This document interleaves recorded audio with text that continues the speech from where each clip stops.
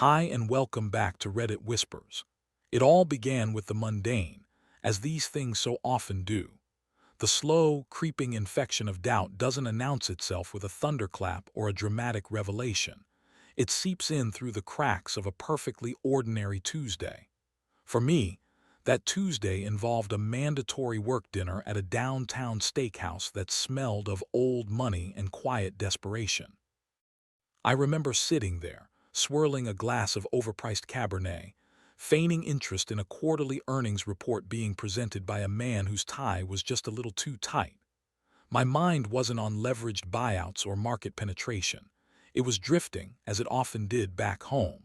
I pictured Jess and the kids, Liam and Maya, in the golden hour light of the local park. It was our park, a sprawling patch of green we'd claimed as our own since Liam was barely walking. I could almost feel the phantom warmth of the sun on my skin, hear the distant, joyous shrieks of children on the swings, and see Jess, her hair tied back in that messy bun I've always loved, pushing Maya higher and higher, her laughter carrying on the breeze. That was my safe harbor, the image I held in my mind to get through the stultifying boredom of corporate obligations. It was a portrait of a life I had meticulously built, a life I believed to be as solid and dependable as the oak trees that lined the park's pathways. When I finally pulled into the driveway, the house was quiet, bathed in the soft, welcoming glow of the porch light. The kids were in their pajamas, their faces scrubbed clean, their energy levels finally dipping into the reserves. I got home just in time for the final tuck-in, the last story, the ritual of kisses on foreheads that smell of toothpaste and sleep. "How was the park?" I asked, my voice a little hoarse from hours of forced conversation. Liam, ever the reporter, piped up immediately. "It was great. We saw a big dog and Maya went on the big kid slide," he announced, his eyes wide with the memory. And he added, a thoughtful pause for dramatic effect, "Mommy was talking to a dad forever." Maya, a sleepy parrot, chimed in, "Forever and ever." I ruffled Liam's hair, a smile playing on my lips. "Oh, really?" I said, the words carrying no weight, no significance beyond the idle chatter of a parent debriefing his children. It was a background detail, a piece of conversational fluff. Parents talk at parks. It's what they do. They form fleeting alliances while pushing swings in unison. They exchange pleasantries over sand-covered buckets. They complain about the lack of sleep. It's a universal language. I thought nothing of it, truly. I pictured some harried-looking father, probably just as tired as I was, making small talk with my beautiful, friendly wife, while their kids chased each other around the jungle gym. It was a scene as wholesome and unremarkable as any other in our suburban life. I dismissed it from my mind before my head even hit the pillow. The house settled into that profound silence that only arrives after children have finally succumbed to sleep. The low hum of the refrigerator, the gentle sigh of the air conditioning, the distant rumble of a late-night train, these were the sounds of my sanctuary. Jess was already asleep, her breathing a soft, rhythmic whisper beside me. I felt a familiar surge of contentment, of profound gratitude for this life, for this woman. I rolled over, my own exhaustion finally catching up to me, my eyes closing. And then a sudden, intrusive sliver of light cut through the darkness. It was her phone on the nightstand lighting up with a notification. It was just for a moment, but in the pitch-black room it felt like a spotlight. My eyes, now adjusted to the dark, could just make out the name on the screen before it faded. Juan.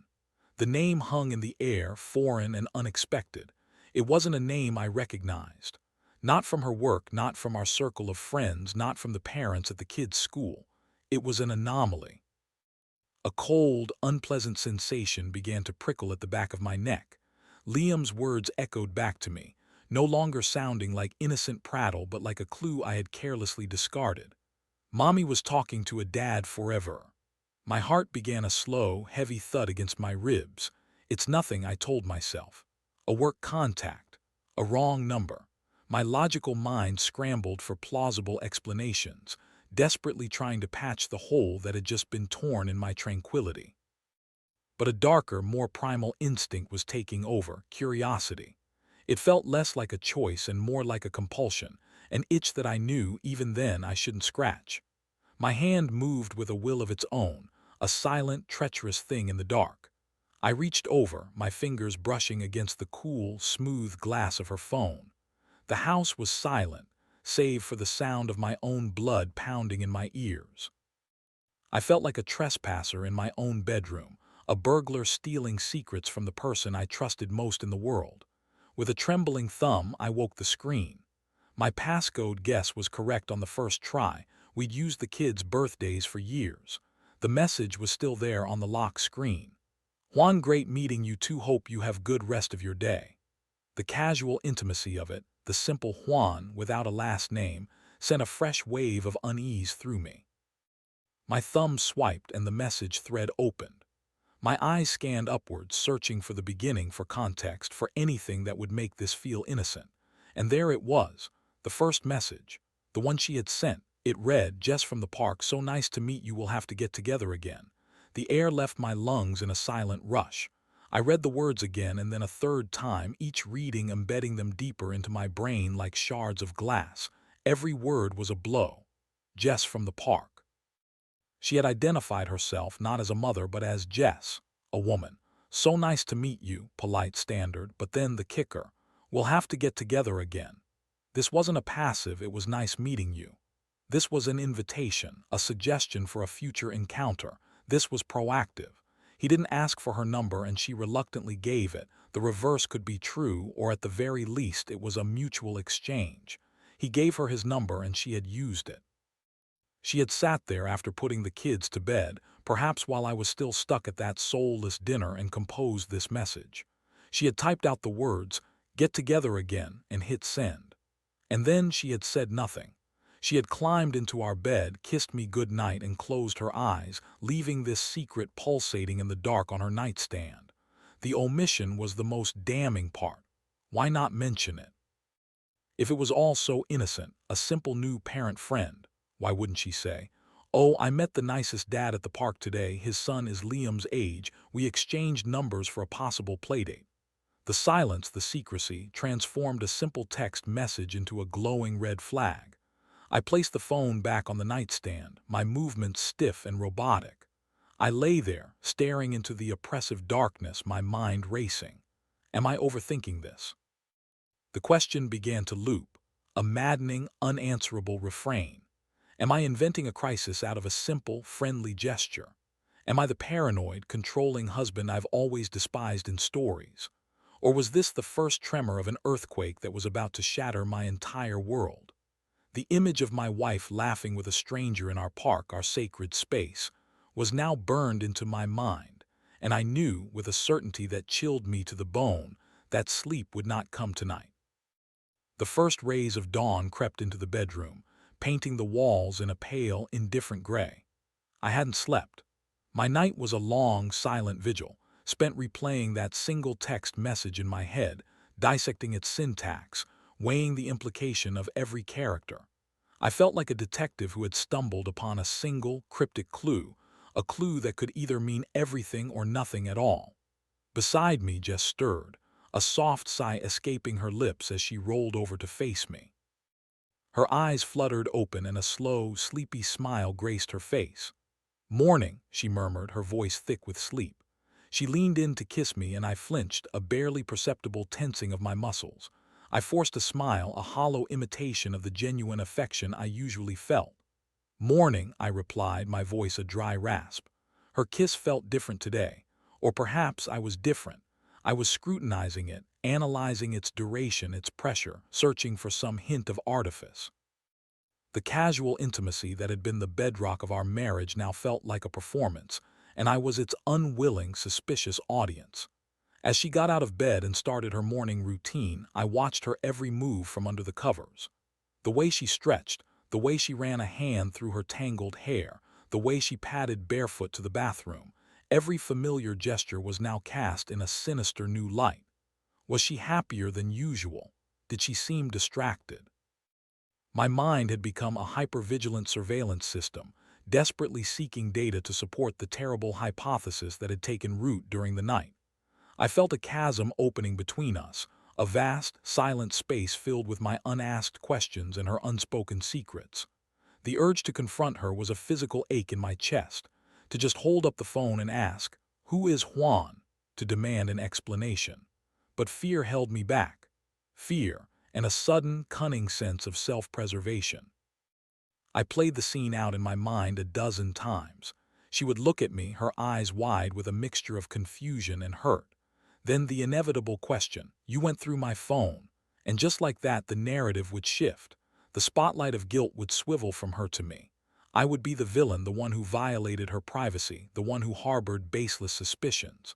Her secret text would be eclipsed by my blatant breach of trust. She would have a perfectly reasonable explanation. "Oh, Juan. His daughter is in Maya's gymnastics class. He's new to the area. I was just being friendly." Or, "His son has the same peanut allergy as Liam. We were going to exchange notes." It would be plausible, logical, and I would be left looking like a paranoid fool. I would have inflicted a deep wound on our marriage, all for what might be nothing. So I chose silence. A corrosive, gut-wrenching silence. I decided to bide my time, to wait, to watch. It was a decision that felt both wise and cowardly, and it condemned me to a private, internal hell. My thoughts, unmoored from the anchor of confrontation, drifted into the murky waters of speculation. Juan. The name echoed in my head. I began to construct him, piece by piece, out of my own insecurities. He was probably tall, with that effortless, athletic build that I, a man who spends 8 hours a day in an office chair, could never quite achieve. He was probably witty and charming, his conversation sparkling with a charisma I couldn't muster after a long day of spreadsheets and conference calls. I imagined their encounter at the park. It wasn't a brief exchange over the sandbox. It was, as my son had said, forever. What do two strangers talk about for that long? They must have moved beyond the children, beyond the weather. Did he make her laugh? A genuine, uninhibited laugh, the kind she used to save just for me. Did she talk about her life? About her dreams, the ones she had before she was a wife and a mother? Did she talk about me? Did she complain about my long work hours? Did she paint me as the absent, boring husband, a stark contrast to this new, exciting stranger? The thought of her sharing any part of our private world with him felt like a profound betrayal. It was an intimacy that was supposed to be ours alone. This single seed of doubt began to poison the entire garden of my memory.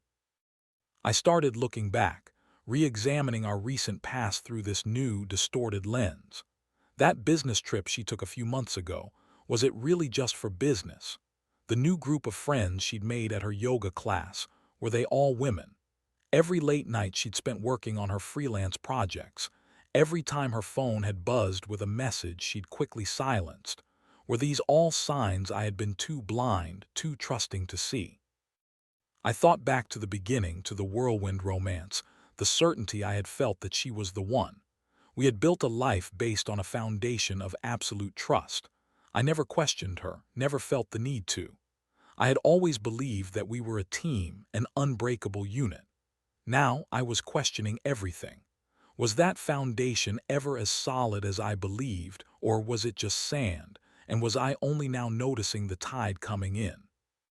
The very architecture of our relationship felt unstable, and I was lost in its hallways, searching for a truth I wasn't sure I wanted to find. The park, our park, had been desecrated.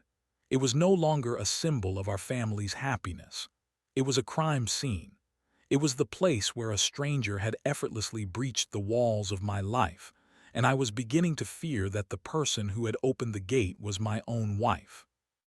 The golden hour light I had pictured from the steakhouse now seemed menacing, the shadows long and filled with secrets. The days that followed were a masterclass in feigned normalcy. On the surface, everything was the same. We woke up, we got the kids ready for school, we talked about groceries and bills, we kissed goodbye at the door. But beneath this placid surface, I was paddling furiously, trying to keep my head above a churning sea of suspicion. I had become a detective in my own home, and my wife was my primary and only suspect. Her phone, once a mundane object, was now a charged artifact, a potential repository of secrets. I became acutely aware of its location at all times. Was it on the counter face up, or was it on the couch beside her face down? That simple orientation, face up or face down, became a barometer of my anxiety. I noticed, or perhaps I imagined, that she was more guarded with it. She'd angle the screen away from me when she texted, a subtle, almost imperceptible shift of her body. When a notification chimed, she'd glance at it quickly and then put it away, a curtain of neutrality descending over her face. "Who was that?" I'd ask, trying to sound casual, my heart hammering against my ribs. "Oh, just my sister, or work stuff," she'd reply, her answers always plausible, always deflecting. Each time, I was left feeling both relief and annoying dissatisfaction. I was living in a state of constant, low-grade tension, waiting for a slip-up, a crack in her story. My own phone became my co-conspirator. During my lunch breaks at work, I would descend into the rabbit hole of amateur online sleuthing, a pursuit that left me feeling pathetic and ashamed. I searched for Juan on every social media platform imaginable. I typed his name into the search bar along with the name of our town, the name of our park. The results were, of course, a meaningless deluge of strangers. There were dozens of Juans in our area. Was he Juan Garcia, Juan Martinez, Juan Rodriguez? Without a last name, I was chasing a ghost. I'd scroll through profile pictures, my thumb moving mechanically across the screen, searching for a face that felt like a threat.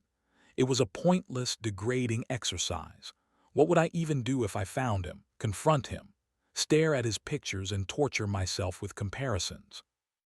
My investigation extended to Jess's own social media. I meticulously reviewed her recent activity. Her posts were all the same as they'd always been: pictures of the kids, an article about parenting, a funny meme. I became an expert in the subtext of likes. Who were these people leaving heart emojis on her photos? I'd click on their profiles, investigating mutual friends, trying to draw invisible lines connecting her life to a world I didn't know. I found nothing, of course. No trace of Juan, no new suspicious friends. But the absence of evidence wasn't reassuring. It only convinced me that she was being clever, that she was covering her tracks, that their communication was happening on a more private channel, away from the public square of social media. The lowest point came when I started using the children. I hated myself for it, but the impulse was too strong to resist. I would try to bring up the park in a roundabout way, a fisherman casting a line, hoping for a bite. "Hey Liam," I'd say, while we were building with Legos, "remember that dad you saw mommy talking to at the park the other day? Did he have a dog with him?" My voice was light, infused with a false curiosity. Liam, lost in his world of plastic bricks, would give a vague, unhelpful answer. "I don't know, maybe. He was tall." Maya was even less help. "He had shoes," she'd offer, with the unimpeachable logic of a 4-year-old. Their innocent, fragmented memories were like scraps of fabric that I would then try to stitch into a coherent narrative in my own mind. Tall. Maybe had a dog. This was the sum total of my intelligence, and yet I obsessed over it, turning the words over and over as if they held some profound meaning. Each time I tried to probe them, a wave of self-loathing would wash over me. I was tainting their memories, using their innocence as a tool in my own paranoid inquisition. This silent, solitary investigation was taking a devastating toll on me. I was exhausted. Sleep offered little respite, as my dreams were filled with faceless men and whispered conversations I couldn't quite hear. At work, I would stare at spreadsheets, the numbers blurring into meaningless patterns. I was physically present in my life, but my mind was elsewhere, constantly sifting through evidence, replaying conversations, searching for clues. The loneliness of it all was crushing. I couldn't confide in anyone. How could I articulate my fears without sounding like a jealous madman? My wife got a text from a guy she met at the park. It sounds so trivial when said aloud. My friends would tell me to relax, to trust my wife. But they weren't the ones who saw the text. They weren't the ones living inside my head, where every innocuous event was now a potential piece of a devastating puzzle. I was becoming a stranger to myself. The easygoing, trusting man I had always been was being replaced by this suspicious, anxious creature. And the most terrifying part was the growing distance I felt from Jess. We would sit on the couch at night, watching a movie, her leg resting against mine, and I would feel a million miles away. I would look at her profile in the flickering light of the television, the woman I had promised to love and honor, and a single agonizing question would echo in the silence of my mind. Who are you? A week turned into 2, then 3. The initial, frantic energy of my suspicion began to curdle into a dull, persistent ache. There were no more late-night texts from Juan, at least none that I saw. The phone would light up occasionally with messages from her sister or a group chat with other moms, and each time my adrenaline would spike, only to recede, leaving me feeling drained and foolish. This lack of new evidence was a unique form of torment. A part of me, the part that still clung to the hope of my own insanity, was relieved. But another, darker part was not convinced. The silence didn't feel like innocence. It felt like caution. Had she deleted the conversation thread? Had she warned him not to text her at night? Had they moved their communication to a different platform, something more secure like WhatsApp or Snapchat? The absence of proof became, in my warped logic, its own kind of proof. It proved she was smart.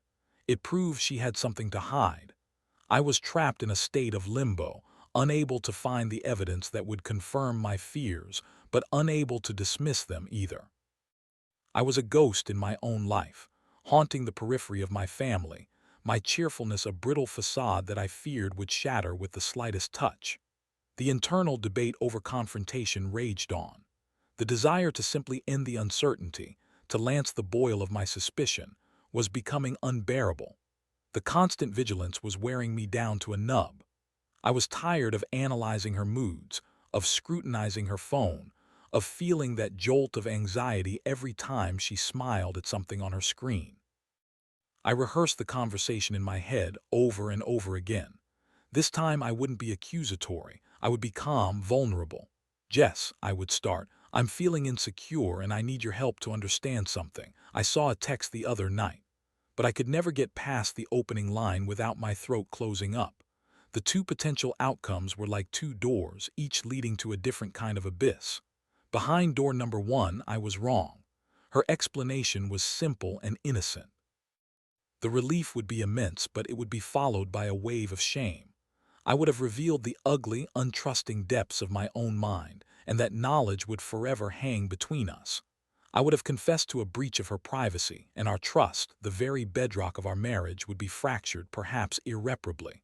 I would have caused a wound for no reason other than my own paranoia. Behind door number 2, I was right. My worst fears would be confirmed. Her face would change. There would be denial, then perhaps anger, and then the devastating, soul-crushing admission. And in that moment, the life I knew, the comfortable, happy world I had built for my family, would cease to exist. The floor would fall away and I would be in free fall. Both possibilities were terrifying.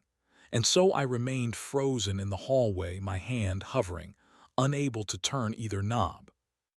I began to wonder if this state of unknowing, as torturous as it was somehow preferable to the finality of a definite answer. Perhaps it was better to live with a ghost than to confirm a death. Then came the final straw. It wasn't a dramatic discovery. It was a small thing, a throwaway comment.